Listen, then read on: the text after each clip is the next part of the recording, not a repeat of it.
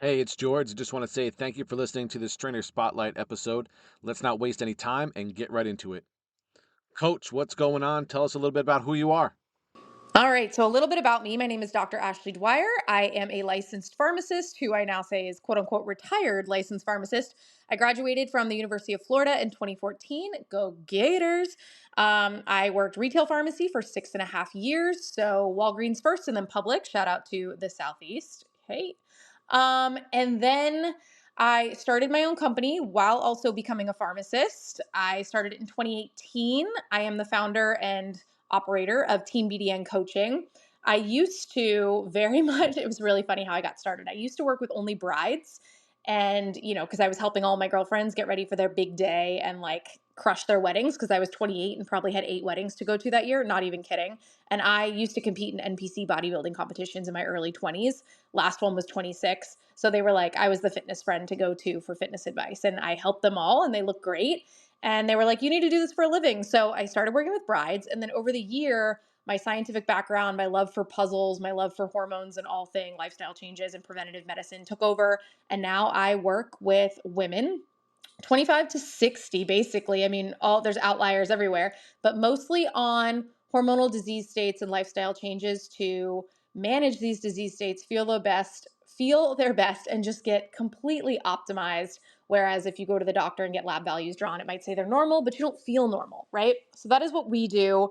I absolutely love it. I have a team under me and they are the best. So I'm just really excited about this new profession. I quit pharmacy in 2020, right during the pandemic. It was the best time to leave. And now I've been running my company for 4.5 years full time.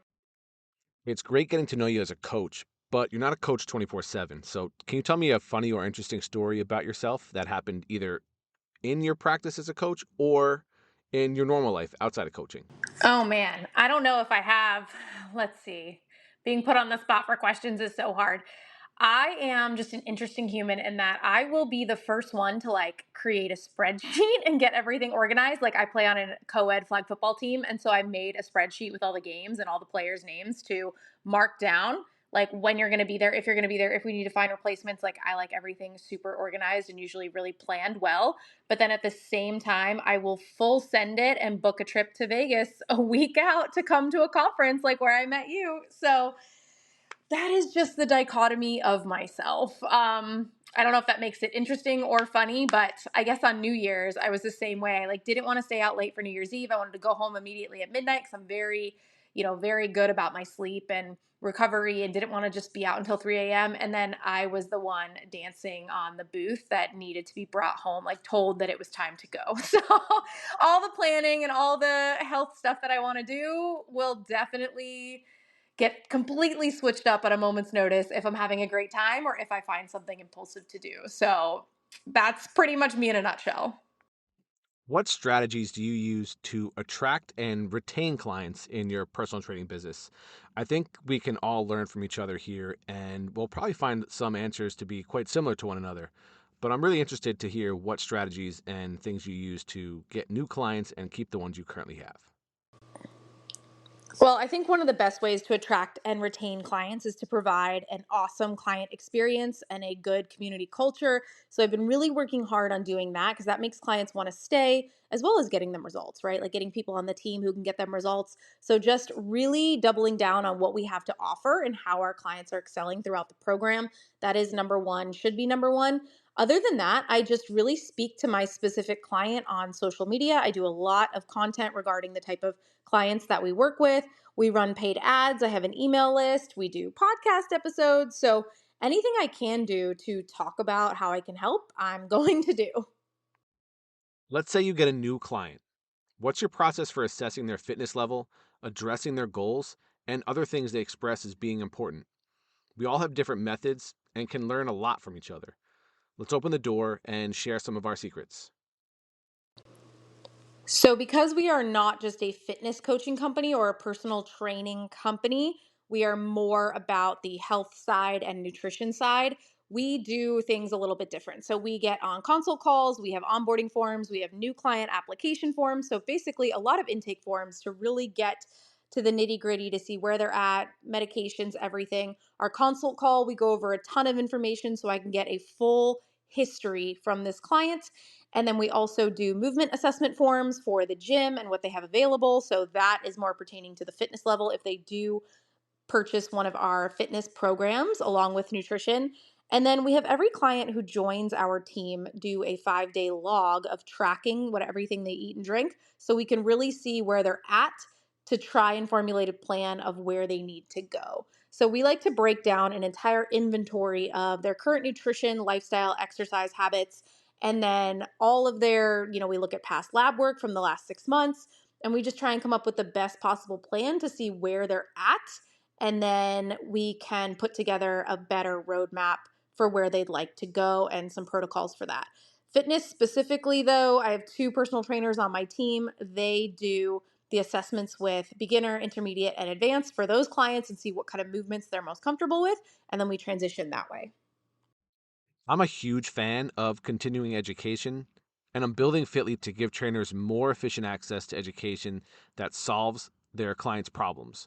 We all look at problem solving differently, and taking different courses, obtaining certifications, and going to new conferences can help us learn from one another. How do you continually develop your skill set as a trainer? Other certifications I have aside from my PharmD, I'm also an ACE certified health coach, plant-based certified from Cornell. I have an HMCC first certification. It's health mindset certification. Absolutely amazing. Functional nutrition and metabolism science. And then I am prenatal and postpartum certified as well.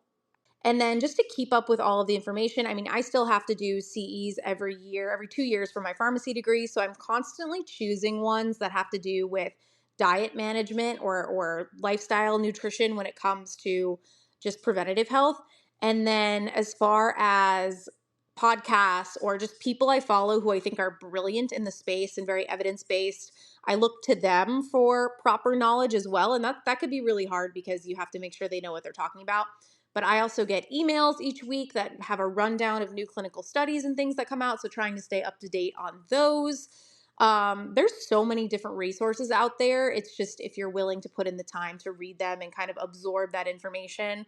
I am a nerd, so I personally love the puzzles. If I don't know something, I'm going to look it up. I'm going to read through articles. I'm going to see kind of what's going on. If I remember it, amazing. But at least I have to know that answer in the meantime.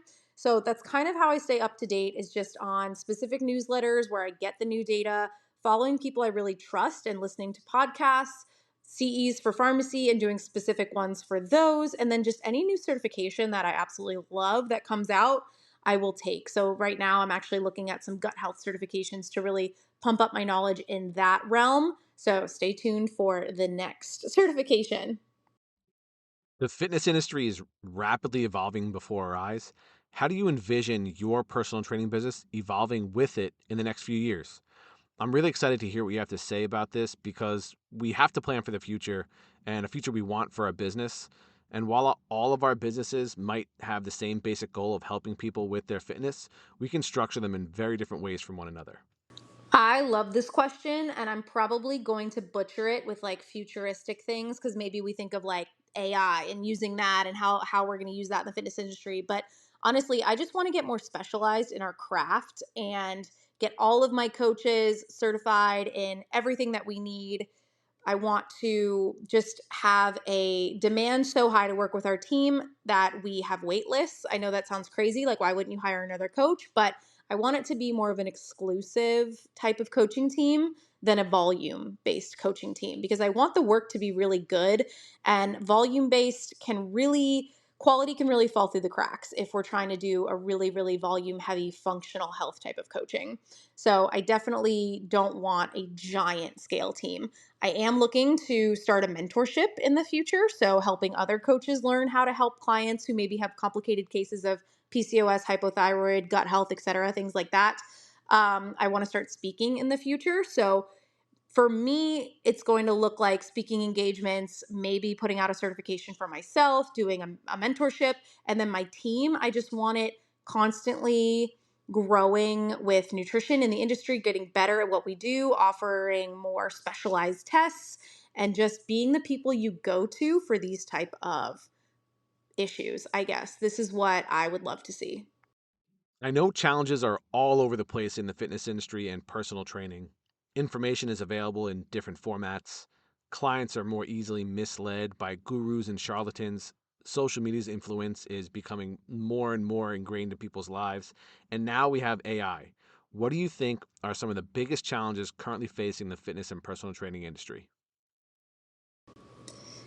Honestly, I think one of the biggest challenges that we're facing in the fitness industry right now is that there is nothing to kind of stop people from spewing misinformation on the internet. Anyone can pick up a microphone or a camera and hit go and, say what they want to say and sound confident doing it. And people on the internet who don't maybe know anything about this will eat it up. And then it's just such misguided information.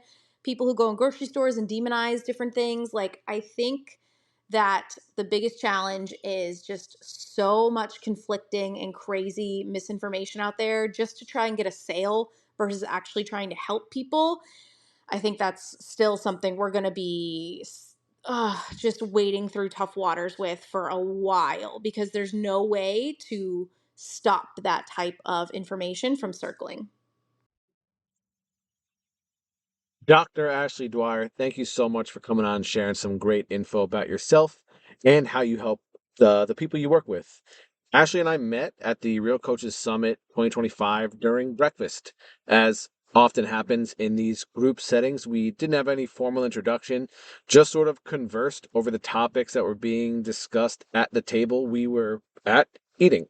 Luckily, after the event, Alex McBarty is our mutual friend and actually suggested to me that I have Dr. Dwyer on the show. So he made a formal introduction through Instagram, and we immediately made the connection to how we knew each other already and had actually spoken directly to one another from across the table.